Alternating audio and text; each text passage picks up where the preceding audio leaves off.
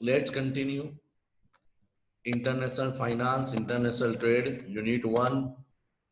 Next lecture. पहला topic देखा international trade की जरूरत क्यों है. उसके बाद वाला टॉपिक देखा एब्सोल्यूट एडवांटेज क्या है. उसके बाद देखा कंपेरेटिव एडवांटेज क्या है. कंपेरेटिव के कुछ डिसएडवांटेज देखे. उसके बाद आता है law of reciprocal demand. Important answer है क्योंकि ये समझ में आएगा तो आपको ऑटोमेटिकली नेक्स्ट टॉपिक ऑफर का आपको ऑटोमेटिक समझ में आ जाएगा. The classical theory of international trade provide explanation about what form the basis of specialisation. यानी जो क्लासिकल पढ़ी, रिकार्डो पढ़ी, एडम स्मिथ पढ़ी, तो उसमें ये पता चला कि जो कंट्री जिस प्रोडक्ट में स्पेशलाइज होगी या तो एब्सोल्यूट के तौर पे या कंपेरेटिव के तौर पे, तो तुम प्रोडक्शन के साथ साथ इंटरनेशनल ट्रेड का फायदा उठा सकते हो. But this theory fail to explain the demand side of international trade. ये एमसीक्यू में आ सकता है कि जो क्लासिकल थियरी थी वो डिमांड साइड को एक्सप्लेन करने में नाकाम रही. This task was completed by J.S. Mill in the theory of reciprocal demand. समझ में आया. पूछ सकते कि रेसिप्रोकल डिमांड किसने तैयार की थी. Who introduced this theory? Professor J.S. Mill. He developed principle of reciprocal demand in 1948 when he wrote his book Principle of Political Economy. बराबर है. Founder J.S. Mill है. लेटर ऑन यही थियरी पे से बना ऑफर कर्व, जो इसके बाद वाला क्वेश्चन है.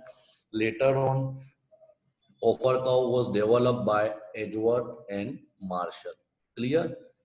देखते कि जो लिमिटेशन थी एब्सोल्यूट एडवांटेज की, कंपैरेटिव एडवांटेज की, कि भाई वो लोग सिर्फ लेबर थियरी को फोकस करते थे और वो लोग ने सिर्फ सप्लाई साइड को ही फोकस किया था, डिमांड साइड को फोकस नहीं किया था. तो ये प्रॉब्लम को सॉल्व करा प्रोफेसर J.S. मिल ने, जिसको बोला जाता है रेसिप्रोकल डिमांड. अब what is reciprocal demand. Reciprocal demand है क्या. According to J.S. Mill, in international trade reciprocal demand determines the terms of trade. यानी डिमांड ही तुम्हारे टर्म्स ऑफ ट्रेड को डिटरमाइन करती है कि भाई व्यापार के कायदे टर्म्स कैसे रखने. टर्म्स ऑफ ट्रेड क्या है ऑलरेडी आपने पढ़ा हुआ है. It is the ratio between two commodities of two countries which can be exchange. यानी दो कंट्री दो कमोडिटी को एक्सचेंज करेगी तो कौन से टर्म्स पे, कौन सी कंडीशन पे, कौन से रेट पे, कौन से रेशियो पे एक्सचेंज करेगी. The terms of trade ultimately determine the share of each trading country. तो टर्म्स ऑफ ट्रेड नक्की करेंगे कि ये ट्रेड करने से एक कंट्री को कितना फायदा हो रहा है, दूसरी कंट्री को कितना फायदा हो रहा है. According to J.S. Mill, the term of trade depend not only on supply but fundamentally on demand. Clear. ऊपर की जो थियरी है वो सप्लाई को फोकस करती थी. To understand the demand condition he developed the principle of reciprocal demand. अब reciprocal demand क्या है तो देखते हैं. Reciprocal demand means the strength and elasticity of demand. पढ़ा हुआ 11 सा पता रहे. इलास्टिसिटी सापेक्षता. इलास्टिसिटी मींस सापेक्षता of two trading country for each other product in their own product. यानी मेरा प्रोडक्ट तो मैं सप्लाई कर रहा हूँ मगर सामने में दूसरी कंट्री का प्रोडक्ट डिमांड भी तो कर रहा हूँ ना, तो ही तो ट्रेड होगा. मैंने सिर्फ सप्लाई कर दिया, कुछ डिमांड नहीं करा, तो कहाँ से ट्रेड हुआ. क्योंकि कॉमन है कि भाई मेरी जरूरत पूरी करने के लिए मैंने दूसरी कंट्री के साथ मैंने अपना प्रोडक्ट एक्सचेंज किया है. फॉर एग्जाम्पल समझते समझ में आएगा. There are two countries such as England and Portugal producing two commodities such as cloth and wine. दो कंट्री है, दो प्रोडक्ट बनाती है. आउट ऑफ द लेबर, जितना हमारे पास लेबर अवेलेबल. अब ध्यान देना, इस पे से ही तुमको डिटरमाइन समझ में आएगा. England produce 5 unit of wine और 10 यूनिट ऑफ क्लोथ. समझ में आया. इंग्लैंड, ये पूरी ऊपर वाली को कंपेयर मत करना, ऊपर वाली से पूरी अलग है. ये एग्जांपल इसलिए दिया कि आपको समझ में आए कि इंग्लैंड 5 यूनिट ऑफ वाइन बनाएगी या तो 10 यूनिट ऑफ क्लोथ बनाएगी। इसका मतलब क्या हुआ? The exchange ratio in England is 5 wine is 10 cloth, यानी एक वाइन बराबर 2 क्लोथ। एक वाइन बराबर 2 क्लोथ। क्लियर? समझ में आया? एक वाइन बराबर 2 cloth. Similarly Portugal produce 15 unit of wine, यानी उसके पास जो अवेलेबल पैसा है उससे वो 15 यूनिट ऑफ वाइन बनाएगी या तो 5 यूनिट ऑफ क्लोथ, या तो 5 यूनिट ऑफ क्लोथ बनाएगी। तो पोर्टुगल का एक्सचेंज रेशियो क्या हुआ? 3 वाइन इज टू 1 क्लोथ, यानी एक क्लोथ के बदले में 3 वाइन बनाती है। Therefore England will specialise in cloth, सीधी बात है ना कि वो क्लोथ सस्ता बना रहे हैं, and Portugal will specialise in wine. अब क्या होगा? अब एक्सचेंज कैसा होगा? अब कॉमन है, समझना। England is willing to offer less than 2 cloth in exchange of 1 wine. क्यों? कौन 2 क्लोथ से ज्यादा वो एक्सचेंज नहीं कर सकती? क्योंकि मैंने 2 क्लोथ से ज्यादा एक्सचेंज करेगी उतना तो मैं खुद बना लूंगा। समझ में आ रहा है? अगर सामने वाला बोले कि भाई तुमको एक कितने देने, एक वाइन के बदले में 3 क्लोथ देना है, एक वाइन के बदले में 3 क्लोथ देना है, तो पोर्टुगल बोलेगी भाई इतना तो मैं खुद बना सकता हूँ। देख लो पोर्टुगल का एक्सचेंज रेट देख लो, बराबर ने? इतना तो मैं बना सकता हूँ कि एक क्लोथ के बदले, एक वाइन के बदले में 3 क्लोथ बना सकता हूँ। Similarly Portugal is willing to make more than 1/3 of cloth in exchange. क्योंकि उससे सिंपल लॉजिक समझो इसको, ये एग्जांपल मत लो, सिंपल लॉजिक समझो कि मैं ये प्रोडक्ट 100 रुपए में बना रहा हूँ, 100 रुपए बनेगा, ये प्रोडक्ट 200 में बनेगा। इसका मतलब मैं सामने वाली कंट्री से प्रोडक्ट कब कितने रुपए तक खरीद सकता हूँ?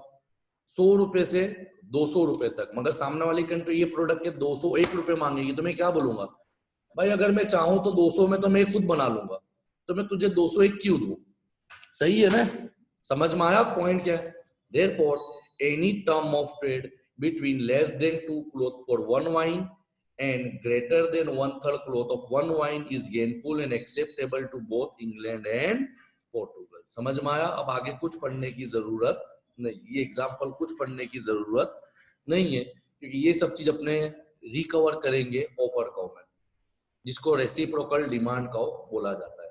क्लियर ना? मोस्ट आईएमपी है ये क्वेश्चन, एग्जामिनेशन के लिए मोस्ट आईएमपी क्वेश्चन है। क्लियर? समझ में आया? ये इंपॉर्टेंट क्वेश्चन है एग्जामिनेशन पॉइंट ऑफ व्यू के लिए। रिकार्डो के बाद आईएमपी क्वेश्चन नंबर 2 ये है, what is offer curve? What is offer curve? So the derivation of offer curve, offer curve का डायग्राम कैसा होगा, and how equilibrium terms of trade, TOT means term of trade is determined, terms of trade कैसे नक्की होते। आप लोग book और pencil लेके बैठना, तो आपको बनाने में डायग्राम समझ में आएगा। तो देखो इंट्रोडक्शन तो वही आया, the theory of reciprocal demand was developed bye JS. Mill, later on offer curve was developed by Edgeworth and Marshall. The offer curve explain how terms of trade are determined by interaction of demand and supply. ऊपर की जितनी भी theory थी वो demand पे थी। Just to minute, अम्मी lecture चालू है, मैं लेक्चर बाद फोन करता हूँ, बराबर है? सॉरी। हाँ, तो ऊपर की जो थियरी थी वो पूरे डिमांड पे थी, रेसिप्रोकल डिमांड हमने पढ़ा वो सप्लाई पे करा। तो एडवर्स मार्शल ने क्या करा कि टर्म्स ऑफ ट्रेड जो डिटरमाइन होते हैं वो डिमांड और सप्लाई के इक्विलिब्रियम पे होते हैं, जहां पे दोनों दो पॉइंट आउट हो गए। वी एज्यूम 2 कंट्री 2 कमोडिटी, जैसे country A is home country, यानी हम कंट्री ए है, तुम लोग कंट्री बी हो। अब क्या बताया? कंट्री ए यानी मैं स्पेशलाइज इन क्लोथ, मैं क्लोथ बनाऊंगा और तुम लोग रबड़ बनाओगे। According to law of reciprocal demand, reciprocal demand क्या आता है? देखो मैं कपड़े बना रहा हूं, आप लोग रबड़ बना रहे हो, मैं कंट्री ए हूं, आप लोग कंट्री बी हो। समझना, terms of trade are determined by A demand for B product and B demand for A product. Underline कर लेना, बहुत काम का पॉइंट, इसमें अक्का आंसर ओवर हो जाएगा आपका। टर्म्स ऑफ ट्रेड कैसे नक्की होगा कि मैं तुम्हारे प्रोडक्ट की डिमांड कर रहा हूं और तुम लोग मेरे प्रोडक्ट की डिमांड कर रहे हो, तो ही ट्रेड होगा ना, कि मुझे आपकी जरूरत है, आपको मेरे प्रोडक्ट की जरूरत है, तो ही हम दो देश लोग मिलकर ट्रेड करेंगे। Offer curve of a home country, that is country A show intensity of domestic demand for foreign good, यानी मैं फॉरेन गुड की डिमांड करता हूँ, that is of country B. Similarly country B का ऑफर का क्या होगा कि वो कंट्री मेरे कंट्री के प्रोडक्ट की डिमांड करेंगे. देखो ऑफर का of country B so intensity of foreign demand for country A. Equilibrium term of trade are determined where two curve intersect each other. और terms of trade कैसे नक्की हो गए कि भाई मैं भी डिमांड कर रहा हूँ, वो भी डिमांड करे, मेरी भी कुछ शर्तें होगी, उनकी भी कुछ शर्तें होगी. जहां पे हम दोनों की शर्तें कॉमन हो जाएगी वहां पे हम टर्म्स ऑफ ट्रेड नक्की कर लेंगे. क्लियर? अब यहाँ पे सिर्फ आपको कंट्री ए का कर्व बताया, कंट्री ए का डेरिवेशन बताया, ये समझ लो, ऑटोमेटिकली कंट्री बी का समझ में आ जाएगा. 2 मिनट भाई, लेक्चर चल रहा है, मैं 10 मिनट में सामने से कॉल बैक देता हूँ. क्लियर? देखो ध्यान देना. अब मैं कौन हूं? कंट्री ए. मैंने बताया मैं कपड़े बनाता हूँ. आप कौन हो? कंट्री बी हो. आप लोग क्या बनाते हो? रबड़ बनाते हो. तो यहाँ पे पहले मेरी चीज समझो, फिर मैं आपकी चीज पे जाऊंगा. तो देखो schedule of trade prosperity of country A, country A. तो ध्यान देना, मैं कैसा बोलूंगा कि मैं बोलूंगा मुझे आपके प्रोडक्ट की जरूरत है, तो मैं क्या बोलूंगा 25 यूनिट कपड़े के देता हूं, बदले में 5 यूनिट रबड़ के लेता हूं. इसका मतलब क्या? टर्म ऑफ ट्रेड रेशियो क्या हुआ? 5:1. कहां से आया? देखो 5 1 जा 5 5 जा. यानी आप लोग क्या बोल रहे हो कि हम लोग आपको 5 रबड़ देंगे, उसके बदले में 25 क्लोथ लेंगे. मैं बोलूंगा मुझे नहीं पोसाएगा.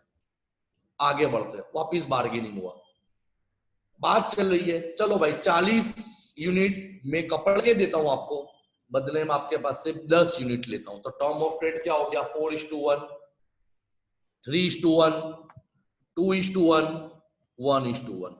देखो suppose country A specialise in the production of cloth, क्योंकि अब तुमने पढ़त पढ़ा कंट्री ए क्लोथ में स्पेशलाइज है, हम लोग मैं हूं. So it export cloth. तो मैं क्या करूंगा? मैं क्लोथ को एक्सपोर्ट करूंगा और तुम्हारे प्रोडक्ट की डिमांड करूंगा, यानी रबर को इंपोर्ट करूंगा. सिमिलरली कंट्री बी आप स्पेशलाइज इन रबर और आप लोग डिमांड किसकी करोगे? क्लोथ की. इन द गिवन एग्जांपल, समझ लो एग्जांपल अगर खत्म होगा, ऊपर वाला 0.5 4 3 2 1 लाइन से याद कर लेना है. 5:1, 4:1, 3:1, 2:1, 1:1. 25 के सामने 5, 40 के सामने 10, 60 के सामने 20, 80 के सामने 40, 100 के सामने 100. Initially, when country A does not have any rubber to consume at all, it is willing to export 25 unit of cloth in exchange of 5 rubber.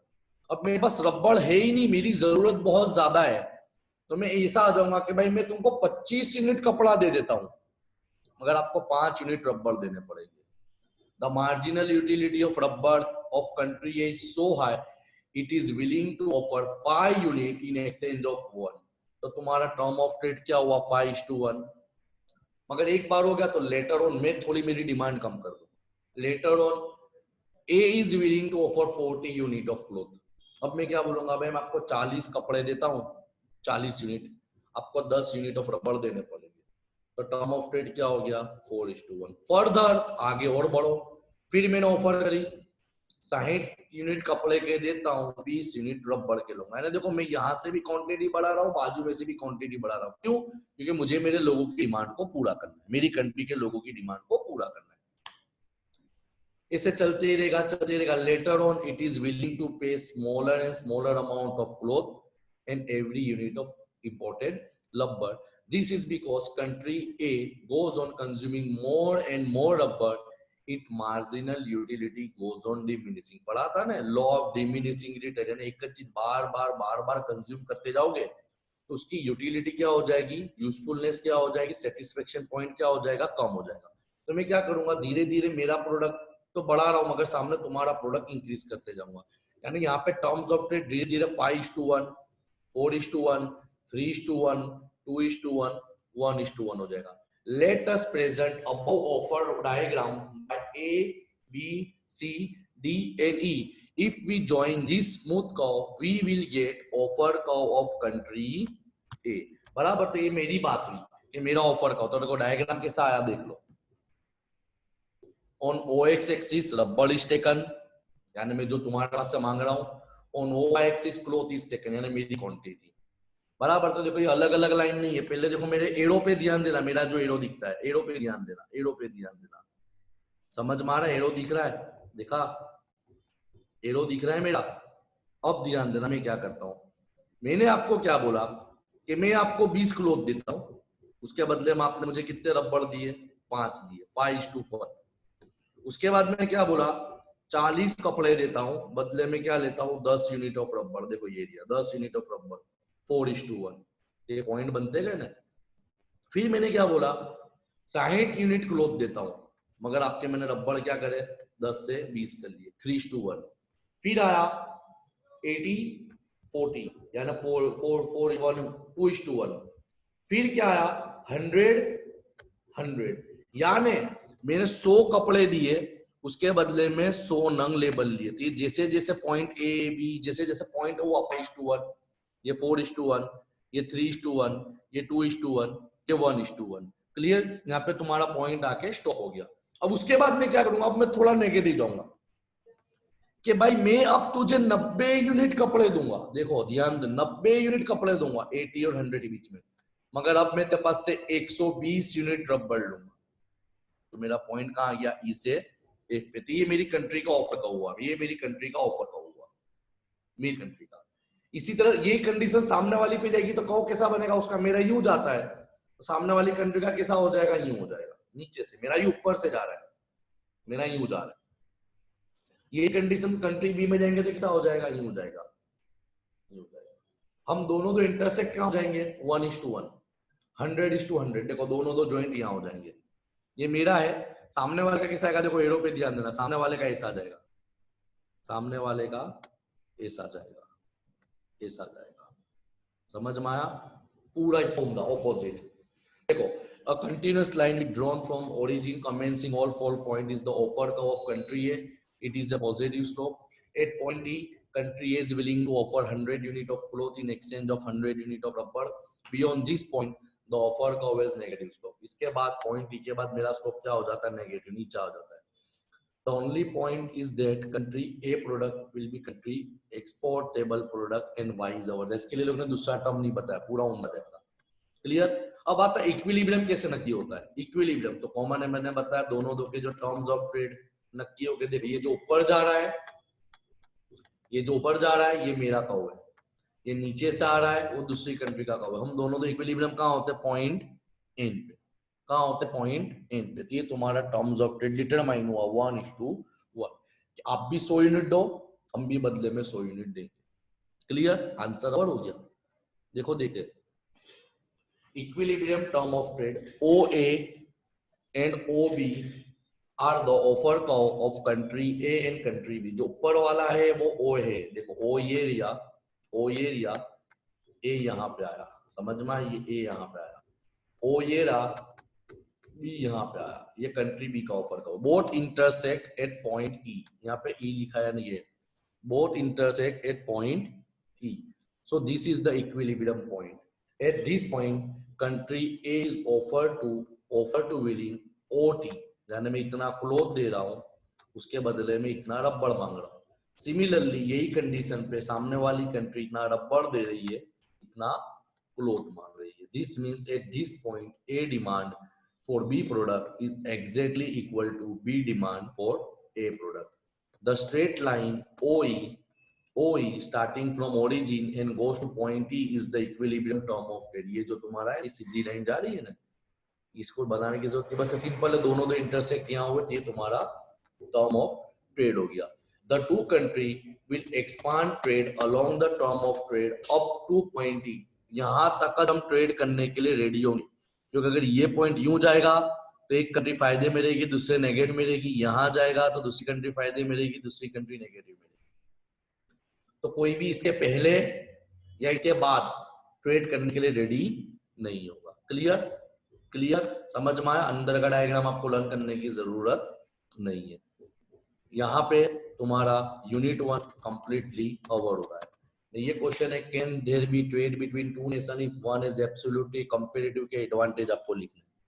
कि क्या सवाल करा है कि अगर कंट्री दोनों दो प्रोडक्ट में एडवांटेज है या सामने वाली कंट्री दोनों दो प्रोडक्ट में डिसएडवांटेज है तो क्या ट्रेड पॉसिबल है, व्हाई एंड हाउ। तो ये आपको दोनों थियरी पढ़ोगे तो ऑटोमेटिक डिफरेंस पता चल जाएगा। और इसको ऐसा भी पूछ सकते हैं, difference between absolute advantage and competitive advantage model. दोनों मॉडल में एडम स्मिथ और रिकार्डो में डिफरेंस किया है, क्योंकि ये पढ़ना ही पड़ेगा। ये तभी आएगा जब आगे का टॉपिक कवर होता हुआ। देख लो यहाँ पे यूनिट 1 एंड ईयर, आईटी का यूनिट 1 कवर हो गया। अब आपको सब लेक्चर में नेक्स्ट वीक के अंदर कभी भी यूनिट 2 के भी एक ही दिन में कवर करके डाल दूंगा। Okay, thank you.